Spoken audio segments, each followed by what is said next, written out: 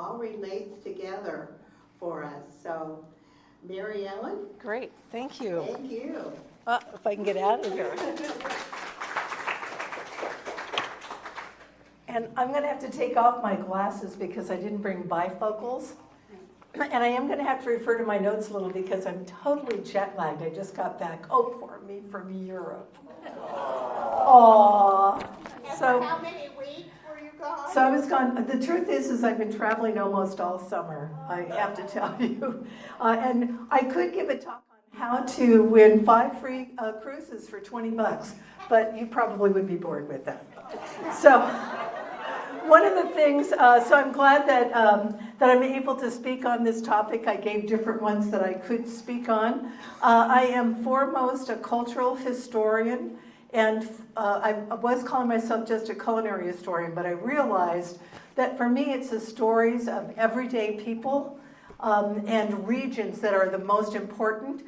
And I love looking at the art, the agriculture, the politics even of place. And with those things, it really creates sense of place and history. But what I want to talk about today is creating what I'm calling a kitchen archive. And how many of you are actually members of the Historical Society? So quite a few of you. One of the things that I think most historical societies don't realize is the one thing that really connects people is food. How many of you came for the cookies tonight? Am I right? So one of the things that I really look at is how food, agriculture, wine, drink connects us and creates community. And so I'm going to be talking about how the historical societies, and how many of you are members of another historical society? So Beth, which one, how about you? Sacramento. So she's Sacramento. And the question, and you? Fair Oaks. And Fair Oaks? Great. Chris, Fair Oaks? I'm Elk Grove. And Elk Grove, do you live there, Kay? No. And I'm a I member. grew up there. So I'm a previous member of the Sacramento, when we still were calling it the County Historical Society. I'm a member of the Elk Grove Historical Society, and I'm assuming that I better join tonight to yours as well. Right? Because I do have a lot of, I just found out that I've been competing with Mark on material on eBay about Orangevale, so now I know who my competition is. But one of the reasons that I want to talk about food is it's more than calories or substance. It's the smell of your grandmother's kitchen, the sound of a pot bubbling on a stove, the memory of the first restaurant. Who of you have a memory of the first restaurant you ever ate at? So do you want to share that story? And I'll repeat it. First restaurant you ever remember? Bob's Burgers. Over on Freeport Boulevard and 12th Avenue. So that was on Freeport and 12th Avenue. Bob's had 2 locations, by the way. There was also a Bob's Burgers right across from the governor's mansion. There was. Same owner, by the way. And if you were really lucky, you could see Governor Brown in his bathing suit and in a robe. And he would go first to Bob's Burgers and then to the Mansion Inn to swim. It was wonderful. So one of the things is when we talk about food, we're really defining who we are, where we live, what our background is. So it's really important. One of the things you can tell already, it's not going to be a lecture where I just speak. I want it to be as interactive as possible. I don't know if... it's not going to be possible just to use the microphone, so I'll repeat things. So what I wanted to start off is food is memory keeper. So food is one of the most powerful triggers of memory. Smell, especially. Taste will bring back strong, strong emotions. And it's in the brain that those emotions are stored. We don't need scientists to explain it, we just feel it. So I want you guys to all try something with me for a second. And I'm going to apologize for reading this, but it's easier. I want you to close your eyes for a moment. I want you to think about a smell that immediately takes you back in time. So maybe it's fresh bread, fried chicken, coffee brewing, or something unusual like dill pickles. Think about the smell of cinnamon rolls wafting through the house. For some of us, it takes us straight back to our grandmother's kitchen with flour dusted on her apron, or the taste of a perfectly ripe tomato still warm from the sun. Suddenly you're 10 years old again, standing in a summer garden. So for me, food is really deeply immersed in my memory. Recently, and it's just came down, part of it came down, I was a guest curator for the story of Sacramento's canneries. And it was called Sacramento in a Can. I brought one of the books, the Campbell Soup exhibit is still up. But what I remember, oh, thank you, Beth. Beth is my assistant. So I grew up in a place called New Helvetia. They don't call it that now. It was the public housing that's the end of Broadway. And when I was there, everyone worked part-time in the canneries. So it was just, and people would come home and you'd smell it. You'd see, the aprons that they'd have. You'd smell it in their hair. But the most important thing is, I refer to it as the scent of a city. You knew what they were canning depending on the smell of where you were in the city. So you knew when it was tomato season. You knew when it was peach season. Asparagus had a particular smell, I have to tell you. And I don't know how many of you would travel through Vacaville when you could smell the onions. Do you remember that one? So that's the power to me of food memory. If I can smell something, then I instantly have a story about it. It's not just about taste, it's about emotion, place, and people. So now I'd like to ask you to start thinking about this for yourself. What's one food that instantly transports you back in time, and I'd like someone to share? Yes, ma'am. Boiled peanuts. Boiled peanuts. And what is there about that memory? Well, my I'm still going to let you do this. my grandmother and grandfather lived in a place called White Bluff outside of Savannah, Georgia. And we would go in the summers for a while, and there were always boiled peanuts and iced tea, and it was just the best thing ever. It's hard to find those peanuts. No, it is. Yeah, but the most wonderful thing ever. Great. So thank you for her. It was boiled peanuts. Who else? Who has a food memory or from a smell? I don't know if that camera's going to be able to match. There we go. So mine's chipped dried beef. Chipped dried beef. My father was in the war, and that was something they'd call it SOS. And we had to have that on Saturday mornings. And so my mother would make the cream dried beef, flour, milk, butter, and the dried beef cooking in there. And so whenever I smelled that, it brought me back to Saturday mornings when I was a kid. Good. So that was dried chipped beef. I loved saying SOS when I was a kid. Only I would actually say the whole word and get in trouble. One more story. Who else has a story they'd like to share? Food and memory. Anyone else? Beth. Waffles. Every Sunday from the time I can remember, my father made waffles. That's the only time he cooked. Once in a while he barbecued. The only time he cooked was waffles, and it was every Sunday. And I don't remember ever missing a Sunday when we did not have waffles when I was a child. Great. So the answer was waffles, and I have to share one more story.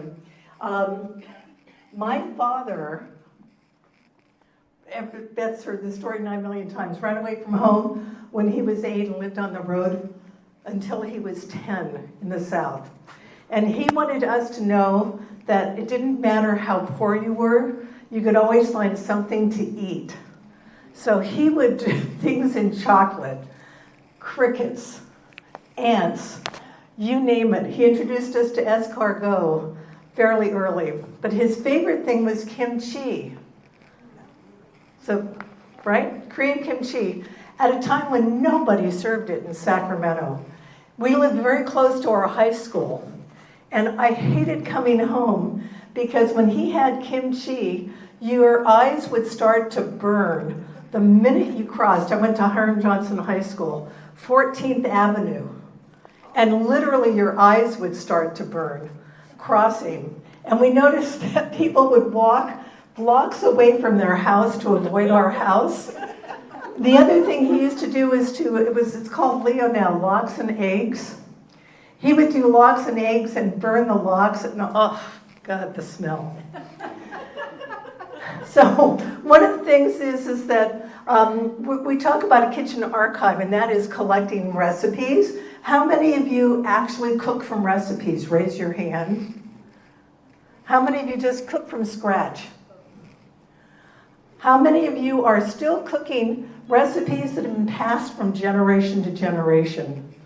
Good, because we're going to ask you to share those.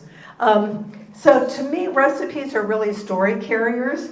And I am going to ask Beth to put up a book. This is called The Foods We Share, The Stories We Tell.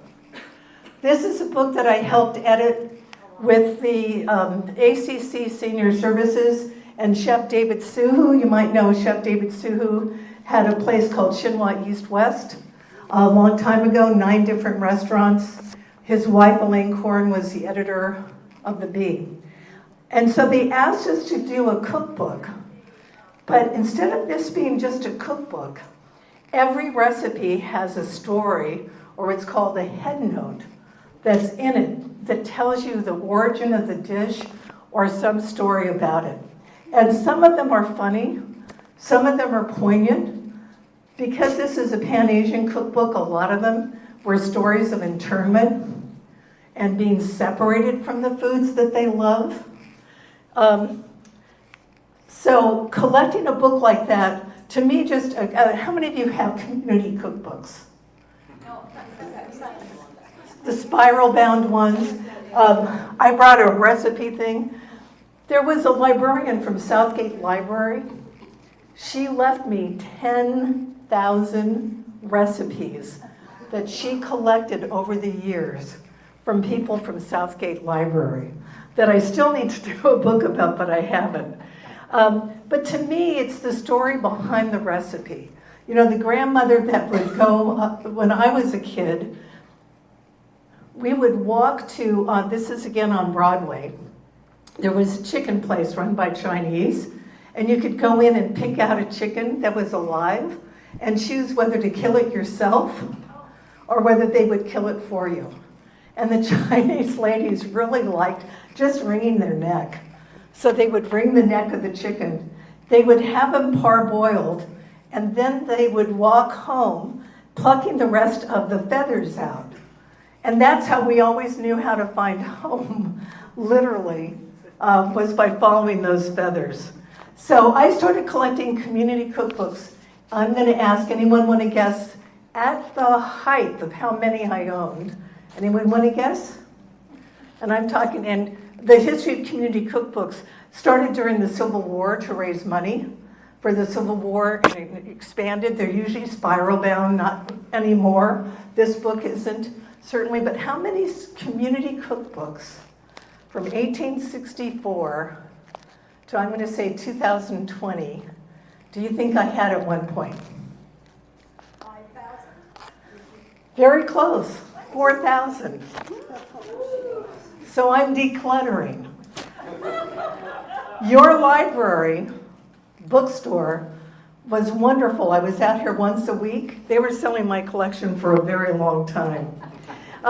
One of the things about reading those cookbooks is you can really tell what people ate and what was really fashionable at the time. And one of the things, the other story that I want to share from this book, there was a woman by the name of Auntie Molly and Elizabeth Wong. It was a pandemic. They were both feeling isolated. So they realized that they were just around the corner from each other. And they started cooking a dish called Jai, J-A-I, which was usually eaten during the Lunar New Year. And what they found was, uses a lot of ingredients that really connected them, but it also was a way of preserving community for this entire center. So now I want you to think about the recipes in your own family. What did they reveal about your family story? Do any of them have any historical significance or reflect their country of origin or focus on hardship, celebration, or simply everyday life? Anyone want to respond to that? I'll respond, but on a different level. Okay. My mother's family was British, back, way back when. They were the most boring cooks. I mean, really, it's so bland. Everything was bland. They were not bad cooks. So when I met my husband, family was German. And we had gone to a movie and he said, let's come over to my house and I'll fix us a Thuringer sandwich. What the hell's Thuringer? So I said, okay. So we went over and he's fixing this, and it was absolutely delicious. I had never seen bratwurst. I had never had things like sauerkraut. I thought I died and went to heaven. It was wonderful. I always told him I married him because of all the food. That's a story about Thuringer. Anybody else have a story that they'd like to share? I'm coming back that way. And I'm going to stand close to you so that hopefully it picks up on my other mic. And this is Alan. Yeah, I think as you're going through this, I've been thinking about what you've been saying from the beginning. So the first thing is that I think for many people, the food keeps their culture going. Right. In terms of, and so the first thing I thought of was grandma's type foods. I'm Japanese. That my mother used to say, nobody else knows how to make this. That's the first thing. The other thing I thought about was how the church ladies would always produce a cookbook. Always. Always would. And then I started thinking about, so here's connecting the dots. I started thinking about the barbecue pit in San Diego that we would go to. And then I thought about the recipes we used in Vietnam in combat that we made sea rations and mixed them together because they were horrible. And so, it was just World War II sea rations. But what I'm saying is, it is a way, and I say this when I tell stories, they are those stories that take us home. So the end part is that those stories that take us home. Thank you for sharing that story, by the way. I'm going to share just one more of my own. I did not discover that I had Jewish ancestry till I was 10, and then I had to not tell anybody about it. So on Sundays, we would have what my father always called nosh. And nosh would include a 1/4 pound of lox that we got at Cordy Brothers because it was the only place. There was no literal kosher place close by except for Sam's Deli, which wasn't very close by. The bagels he would have to get from San Francisco. The rye bread came from San Francisco as well. My mother would make chopped chicken liver because that was one of her favorite things, egg salad, and cucumber. And I had to keep those stories absolutely hidden. I was never allowed to share what it was, and people would say, "What do you eat on Sundays?" And I would say, "Waffles." I would laugh about it. The other thing is, just going on yours, my parents' best friends were the Okino family. And in 1960, they invited us for the very first Japanese New Year's party, and it's where I had chicken teriyaki and also sushi for the first time. There wasn't a restaurant in Sacramento that served it till 1968. So I always felt really blessed to have Japanese friends that introduced me to food that wasn't available to anybody else until much later. All right, anyone else with one? Did you want to add? And then I'll come back to you. I grew up on my grandparents' farm in South San Diego, and I remember there were people that always come by and they would buy green tomatoes. And none of us knew what they were doing with green, and they were making fried green tomatoes. I think that's a Midwest kind of a thing. Right, it is. Whereas we couldn't figure out why they wanted the big fried green tomato.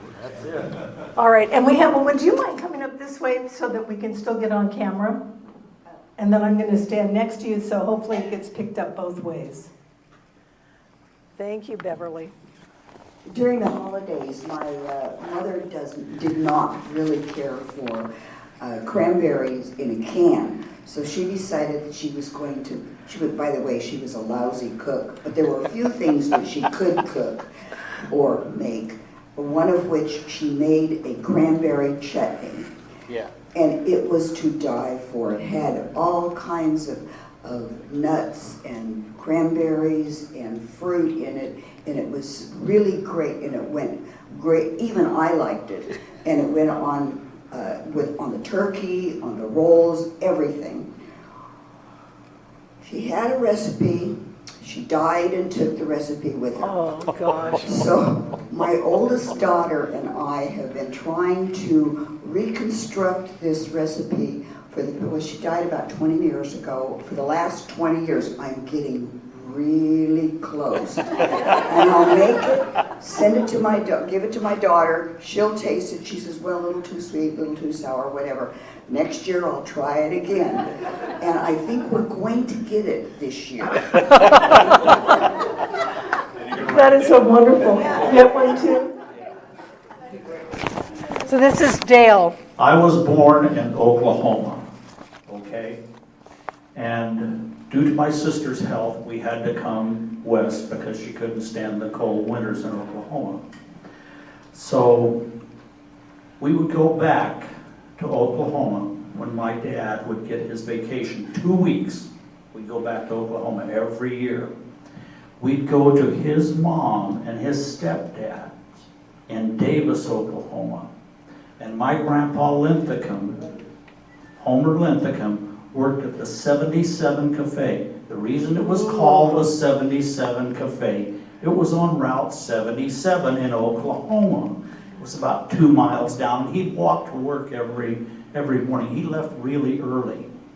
But he would bring home the best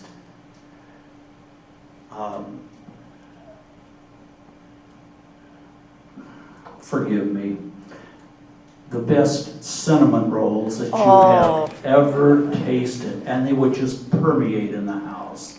It smelled so good. Thank you so much. And that's a perfect segue to the next. Oh, did you have one back there? Yeah, I can come your way. Okay, hold on. I can do it. No, you won't be recorded. And there's a reason I want these recorded, and you'll find out at the end. My name is Brian, and it's my first time here with all you folks. We were talking about kitchen memories. Right.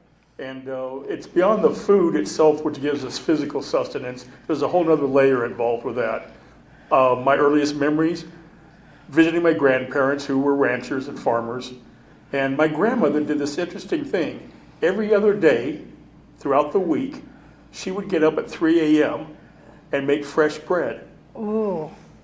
All that went into mixing it and then letting it rise and punching it down and letting it rise again, so that when the rest of the family finally stumbled out of bed at 7 a.m., 4 hours later, we had fresh from the oven, homemade bread that day. And the aroma of that, the scent of that, stays with me many years later. Grandma's gone. She lived to be 102. Wow. And she wrote down her recipes, and all the women in the family got copies of that. And it was just a blessing on many levels. So it wasn't just the physical sustenance, but her dedication, her heart. And that's what, fast food is quick if we're really in a hurry, but when it comes from the heart, when it comes from the home, it's a whole nother world experience that we carry with us. Great. So thank you for being so articulate. So let me get, stories always remind me of stories. So I want to share one. An article that I still want to write is called The Tyranny of Sourdough. Has anybody ever tried to make sourdough bread? and keep a mother alive. So my late husband's mother was Armenian, and they went from Union City and brought their yogurt starter with them. And that yogurt starter came from Aleppo, Syria in 1928. It was still, they moved to California and it was still going strong in 48.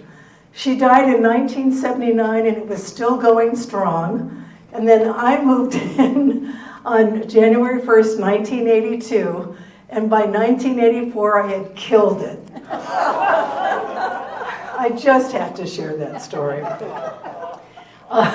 So some of those are, for which I feel guilty to this day. Now I do want to just switch a little bit over to lost restaurants. I wrote a book about lost restaurants. I'm not pushing the book, but that's really kind of what got me coming back into to writing, was that for most of us, and I'm really unclear, so I'm going to ask you a question. I know that the restaurants that I loved when I was a kid, and I always say the Coral Reef. That's my favorite. We couldn't afford the Coral Reef. Aldo's? Couldn't afford Aldo's. For us, it was Smorgasbobs. I don't know if anybody else remembers Smorgasbobs, but that's what we could afford. Literally, you could afford to go to the smorgasbord. There are so many restaurants that come and go every year, but the recipes that some of them have are, so unique. We have memories. So I'm going to ask you again to think about the diners that you went to, the restaurants that you remember that, were in the past that you wish they were still here or could go to, and to give me some sense of what existed in Orangevale, because I'm not sure I know. Anyone? Do you have one? We have to thank Sam Gordon. Oh, thank you. I remember going to events at the events at Memorial Auditorium down at 15th and J. Across the street, one block up, was a Sam's. Right. It's been several other things since then. And of course, the one on Watt Avenue in El Camino, which hopefully will come back in some form. It's not going to happen. Never going to happen. As a child, my parents would bowl at Country Club Bowl. I would enjoy as a teenager going into Tower Records, but on the corner is the Sam's, of that little shopping strip. Right. And the most fascinating to me, as a 3-year-old, I can remember the family going there for a meal and seeing at the corner window, they had these 400-watt light bulbs like you would use to dry paint on a car, and a turkey on a rotisserie. These giant, huge light bulbs is what was cooking that turkey that we could go in and get slices off of. So that's. Yeah, Sam Gordon is somebody that I write about a lot, I talk about a lot. He moved to Sacramento from the East. He made his money by selling miniature turtles that were painted at World's Fairs. That's how we started all the Sam places. I had the really good fortune of meeting his son, Bernie Richter, and I have over 80 hours I haven't transcribed yet. Any volunteers from the Historical Society? Stories from Bernie and from his daughter-in-law and others about Sam Gordon. He literally deserves a book. But Sam's Hofbrau was incredible because each one was different. There was one on downtown that women were not allowed in. There was one, that same one, KFBK would do music on the weekends. There was some that were jazz. But he started a Hofbrau because he wanted to hide, again, that Jewish thing comes up. He didn't want anybody to know he was Jewish. So he figured if he just went straight German, he would do okay. All right, anybody else with a restaurant memory before we move on? Oh, hold on. You first. Well, I This remember is my Becky. parents' favorite place was Mr. Steak on Madison Avenue near Auburn. Yes. So did you ever see my dog, my husband with his dog Woos? Every day, when I first met him for 2 years, every day, that same restaurant, the dog would go and eat the meal outside. He would chop up the steak really small for the dog. I'm still embarrassed. Somebody else back here, Dale, I think. Whispering Pines on Folsom Boulevard. Oh, Whispering Pines. All from Folsom Road, Whispering Pines. It was a great place for dinner, yeah. Wonderful. Great restaurant, yeah. All right, hold on just a second. Alan? Well, mine isn't exactly a restaurant, but what came to mind is this coming of age in America.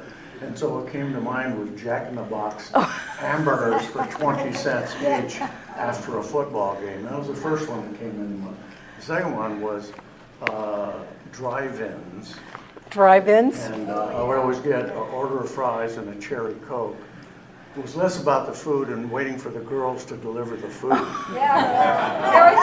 Hopefully on roller skates. Thank you. Yeah, there was a time, I'm so old that McDonald's number 4 opened up on Fruit Ridge. Number 4, and they hand cut and peeled their fries to order. I remember too, my parents would go to the Rosemount across from the old Libby Cannery, and they also went to Robinson's, I think either Roberts or Robinson's, I never could remember, seafood grotto that was on K Street. Robert's Seafood Grotto. I have plates from Robert's. I collect. All right, now another trivia contest. I will give a free book to someone who can guess this. How many matchbooks do you think I currently have in my basement?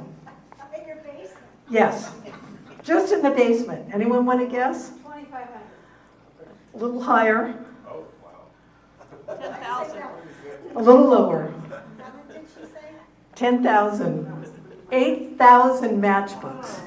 And the reason I started collecting them was that, and I was really lucky, I had kind of a rich boyfriend at 16 who did take me to the Coral Reef and the old Ram, remember all of that? So I would collect the matchbooks because it would give them to you, and I would write the date. And I find that by doing that, that they would spark memories where I could remember entire meals, trips, and stories about them, and that's why I started collecting them. I want to ask a question. I want Okay. to ask, how many of you remember the Oaks Drive-In?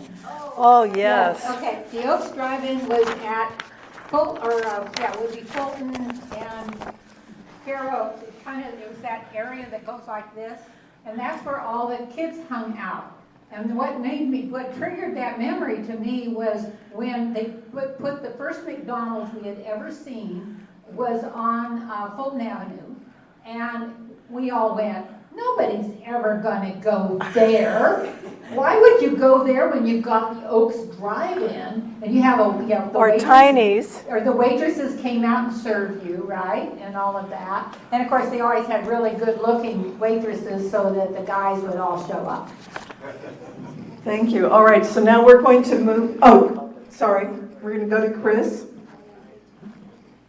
Well, I remember one I never went to, I think it's gone to, is Pinnacle Peak. Oh, It was yes. just down Hazel, actually it's here at college.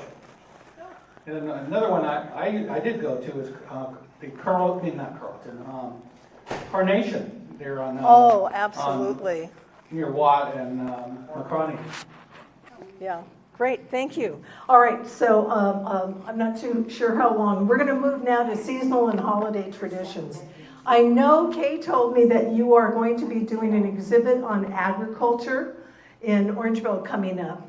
So you obviously have a long tradition, and I'm going to ask first, what were the things most commonly grown here?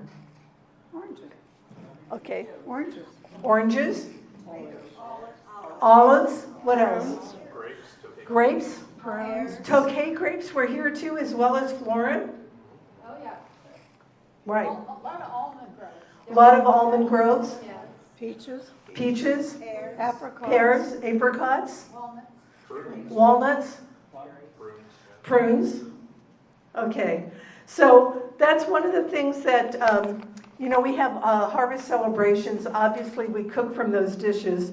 So I just want you again to share some stories about the things that are very specific to Orangevale that your family might have cooked for special occasions or barbecues or for community events. Anyone? Anyone? What would you do now?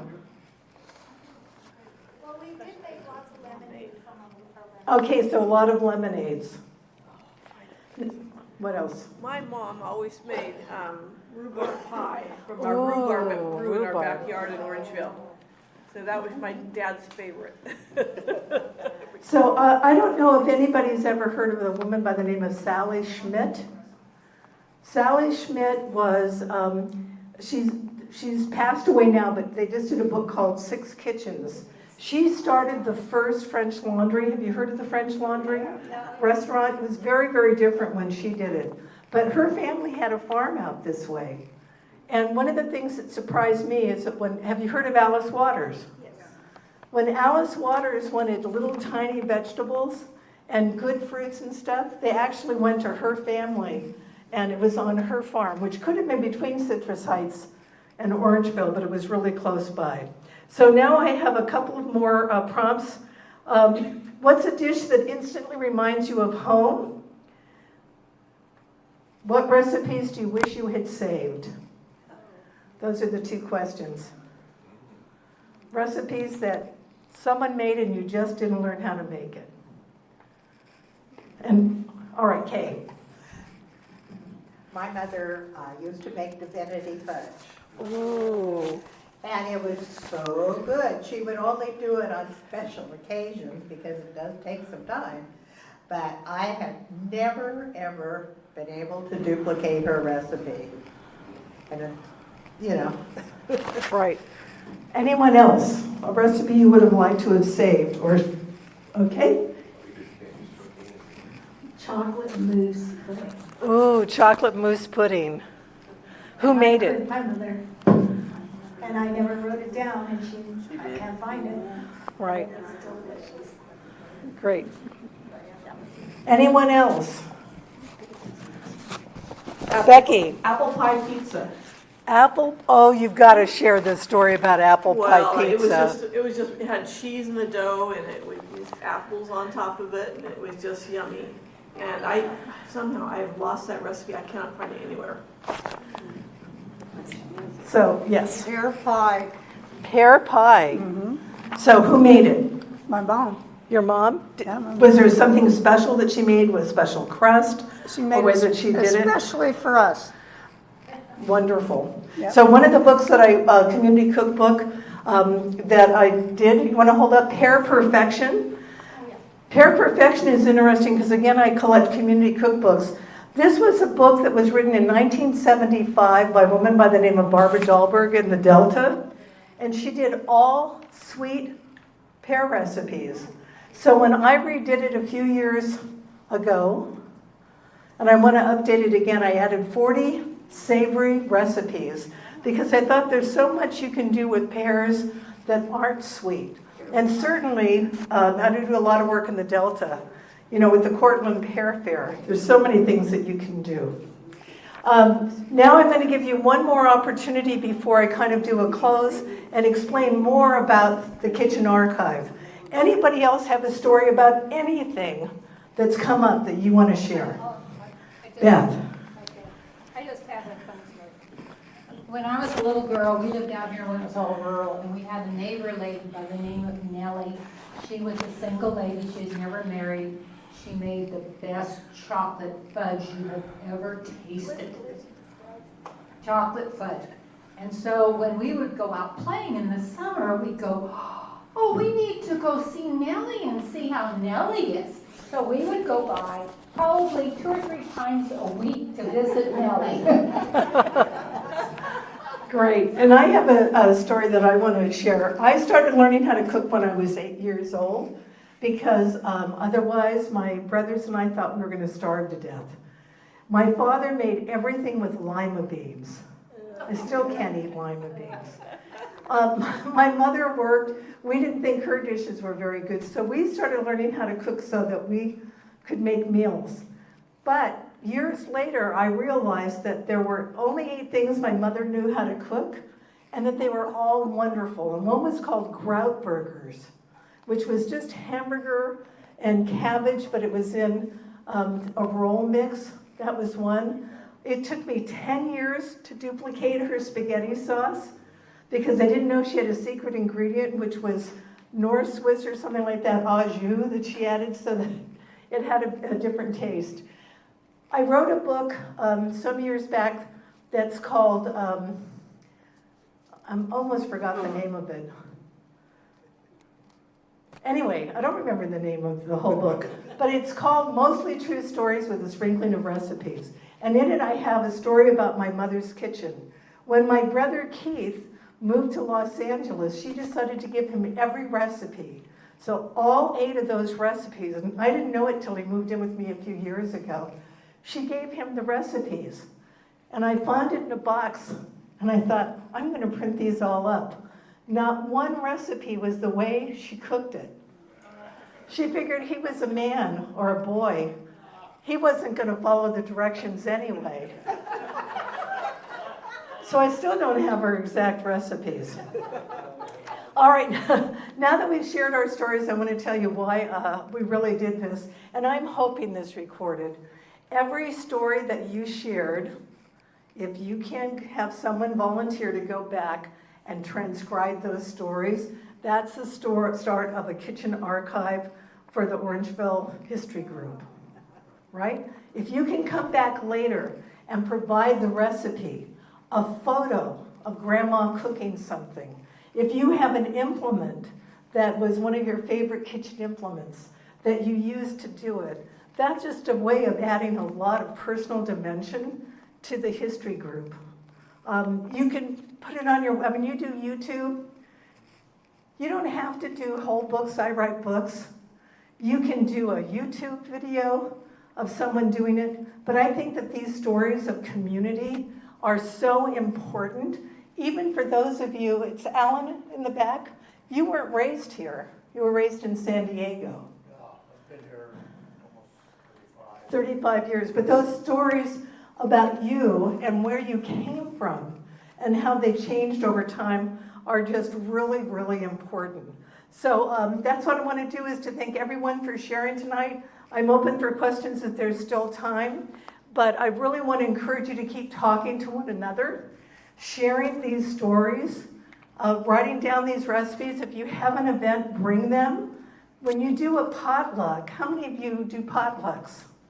Bring the recipe with you and share it with other people. That would be the other thing. Because I just want you to remember that food isn't just what we eat, it's how we remember, it's how we keep people and places alive long after they're gone.